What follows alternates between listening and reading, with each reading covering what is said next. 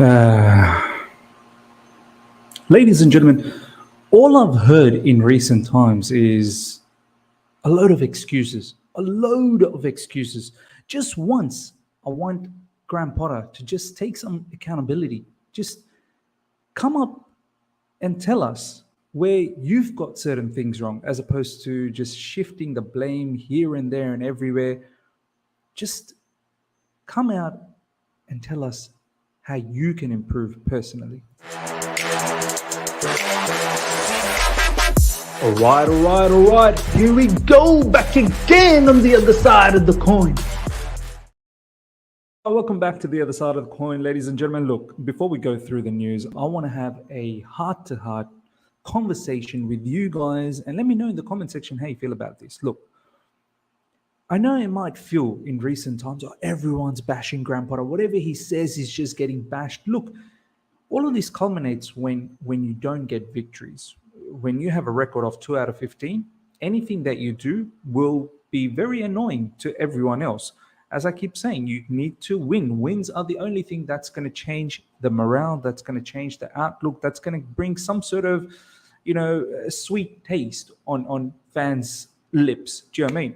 If you don't win, you're going to get these criticisms, you're going to get these backlash, and this is going to continue because at the end of the day, wins, they harbor happiness, right? It's just a common knowledge of life. Now, having said that, I feel like there seems to be many excuses every time. And look, I'm not saying some of these excuses are not legitimate. They are legitimate, but I'm fed up.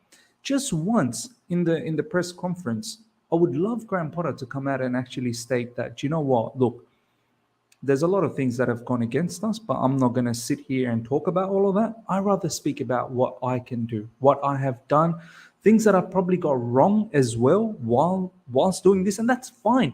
No one expects a new manager to come in and get every single bits and pieces right from the get-go. Obviously, you're going to make mistakes, but at least show some accountability. At least sometimes have the balls to come out and actually say, I got that wrong. I got this wrong. I should not have done that. Because that makes, one, you will connect, and that will make you, it will tell us that you're human. Because right now, it feels like it's a tad bit arrogant. You're coming up every time, giving excuses. And the latest one being, some of the senior players have come out and told him that the preseason was the worst ever. We know the preseason was worst ever. We know, us Chelsea fan base, most of us know that preseason was used as a holiday. Players were going out, having parties, going to the nightclubs. It was a nice holiday to the States. And there was no intention of trying to, have a solid preseason so that we can kickstart this season in the right manner.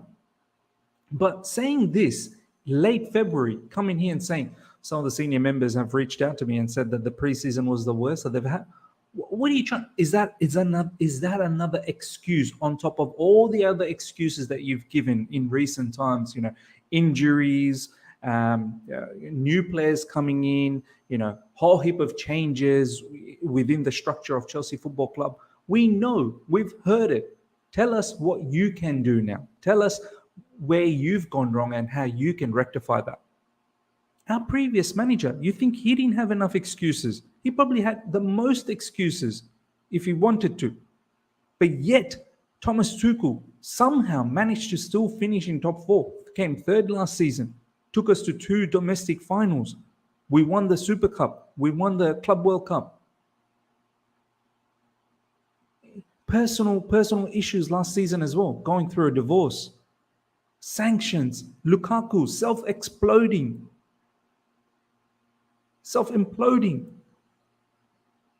New owners, sanctions, all the stuff that Roman was getting, bashed about. The war, all the war questions that was coming towards Thomas Tuchel. Not having the funds to travel to away venues. The luxury hotels, this, that, the other. You think Thomas Tuchel didn't have excuses to mention?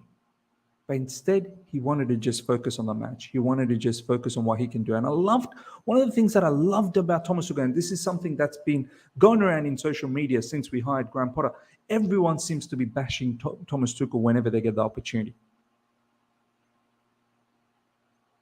Thomas Tuchel has achieved a lot of stuff, man. Let's not forget. And one of the best things I liked about Thomas Tuchel, even though it wasn't working out right at the end, the results weren't going our way. And yes, I agree.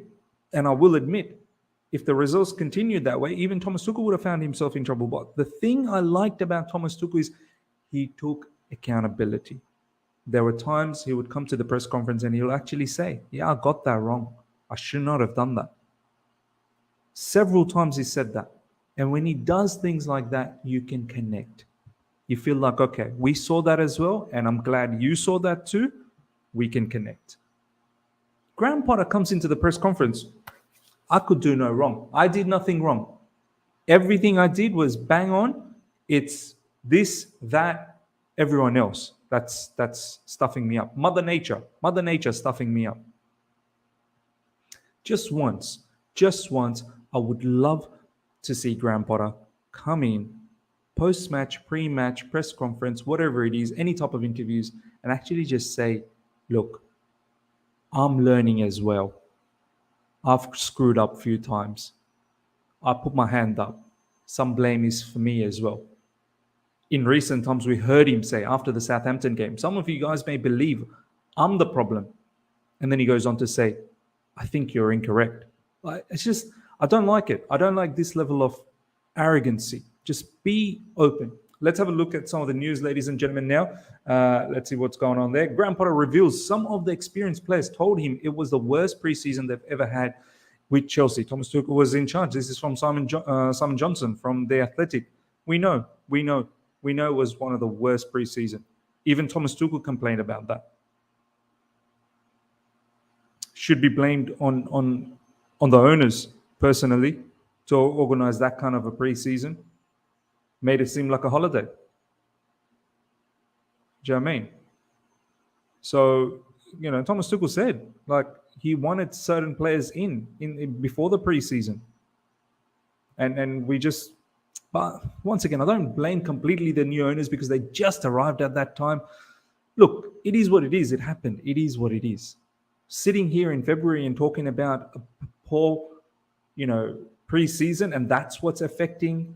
Well, that's one of the reasons that's affecting this season. No, that's incorrect. Graham Potter says he spoke to the Chelsea owners this week and reiterated they support him as they have done from day one. Look, as I said, these owners, time will tell. This weekend, the match, we'll see. If you drop points, it's a win. It has to be a must win. Once again, another must win. You drop more points, and if you lose, watch what happens. What the Chelsea fans that traveling over there, watch how they react. How long can you keep them away? And then obviously in social media, these people, they know what's going on, because Graham Potter, before he came out to do the press conference, he said, sorry, I'm a bit late. I was just having a crisis meeting. They know, they read everything. And the cheek on Graham Potter. Some are having a laugh that, he's a troll. I'm thinking, mate, the less you say, probably better. Just stick to the script and go from there. Because right now, it don't matter what you're saying anymore. Just get the wins, right? But yeah, we'll see. We'll see what happens with the upcoming fixtures, how long the owners can be patient. Because at the end of the day, if we don't pick up the wins, it's going to be a long day for Graham Potter. Graham Potter on pressure. His experience as Chelsea manager, family, life suffers, mental health suffers, but you, the media, are not really bothered. Look, you obviously want to sympathize. No one wants this level of stuff, right? But it is the Chelsea managerial role. What did you think? You were just going to walk? It's a walk in the park. It's all rosy. Ask some of the previous managers what family life sufferings that they had, what mental issues they had. You think it was all fun for Jose Mourinho? Do you think it was fun for Sarri getting booed? Your home fans booing you, the manager of Chelsea Football Club. You think it was fun? The amount of crap Sarri had to take. Do you think it was fun for Frank Lampard in the final stages where everyone was attacking him? Conte, Mourinho, this job's not easy. Of course it's not. You're not the first one that's having family life sufferings and mental health issues and whatnot. Thomas Tuchel went through a lot. There were press conferences last season where he was getting attacked like as if Chelsea were the ones that started the war. Do you know what I mean? The Russia-Ukraine war, as if Chelsea were the ones that were attacking Ukraine. Thomas Tuchel had to answer these sort of questions on a regular basis whilst he was going through a divorce.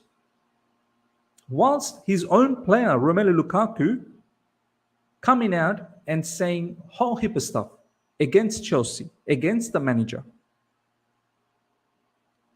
How do you think they coped? If the kitchen gets too hot, mate, time to get out. Time to get out. Simple as that. As I said, I want to sympathize, but this job ain't for just normal human beings.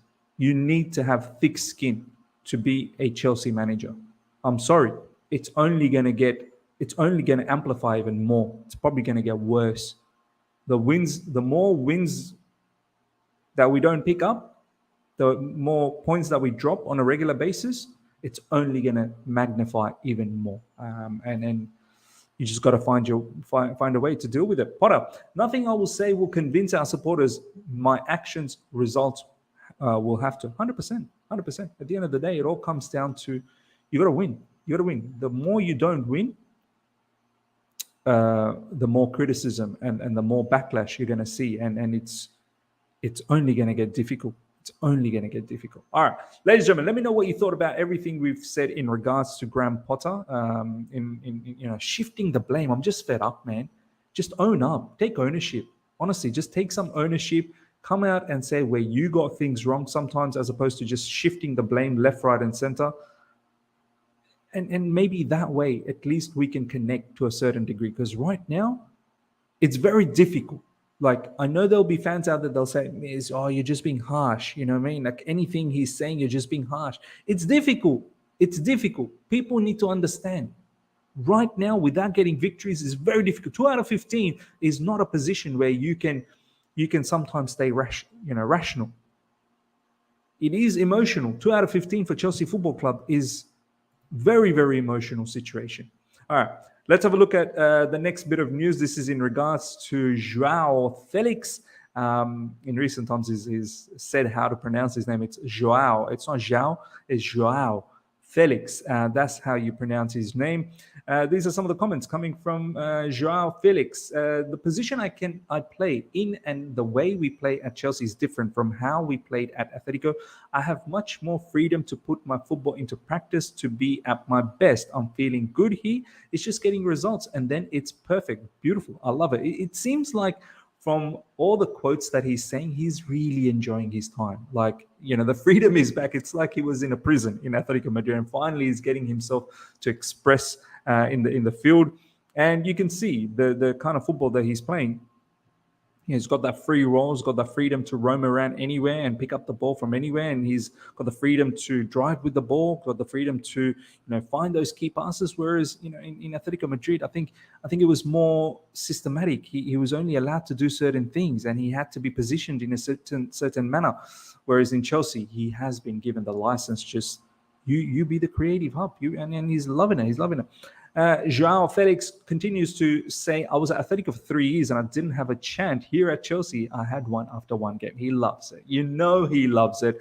Chelsea fans love him. Look, I hope he becomes a permanent fixture for us at the end of the season. We get by him permanently from Atletico Madrid.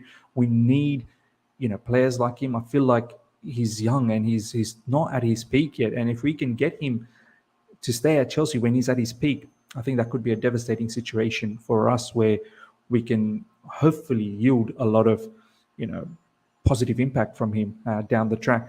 And look, whether Graham Potter stays or not, I think whoever is the next manager, and if there is a next manager, I think they will benefit from a player like Joao Felix. So we'll see, man. Hopefully he stays, but for the time being, it looks like he's very excited.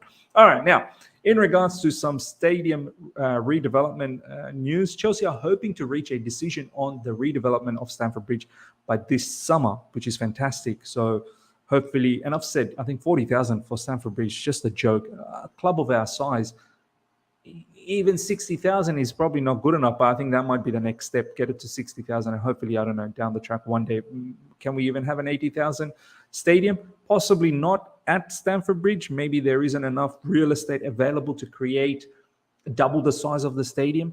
And down the track, maybe we may need to look at relocating. But at least for the time being, if we can go from 40 to 60 at Stamford Bridge somehow, I think that would be a great start. But Wembley, Twickenham, and Craven Cottage are possible temporary stadiums should Chelsea require a new home. Look, I don't want Craven Cottage. That's Fulham, so I don't want to, share their stadium for our home matches. But Wembley, I mean, our record at Wembley isn't good, so why not? Let's have the matches there. Let's see if we can improve their record. Twickenham, I think I've seen certain rugby union matches when Australia plays England. But yeah, I don't know too much about that stadium that well. But Wembley, obviously, absolute masterpiece. And I wouldn't mind just for a season until Stamford Bridge is up and running. Let me know what you think about the stadium redevelopment, ladies and gentlemen. The present redevelopment options include rebuilding Stamford Bridge, stand by stand, demolishing and starting over, or sourcing possible new sites. So, look, we'll see what happens.